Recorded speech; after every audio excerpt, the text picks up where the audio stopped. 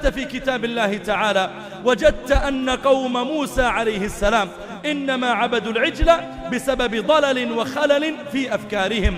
ألم ترى أن السامري لما رأى جبريل راكبا فرسا وأقبل إلى موسى عليه السلام وتحدث معه، ثم ذهب جبريل ثم غاب عنهم موسى عليه السلام ليأخذ التوراة وليكلم ربنا جل وعلا، فلما عاد موسى إلى قومه وإذا ذلك السامري قد صنع لهم من حلي كانت معهم، قد صنع لهم عجلا بطريقة معينة بحيث أنه يوجه إلى الريح فيصدر خوارا، يدخل الهواء من دبره ويخرج من فم هذا العجل المصنوع التمثال فيصدر خوارا. ثم قال لهم هذا إلهكم وإله موسى فنسي، فأخذوا يتعبدون ويتقربون إليه. فلما جاء موسى عليه السلام إلى قومه غضبان أسفا وسأل السامري قال ما خطبك يا سامري؟ قال بصرت بما لم يبصروا به، أنا رأيت جبريل ولم يروه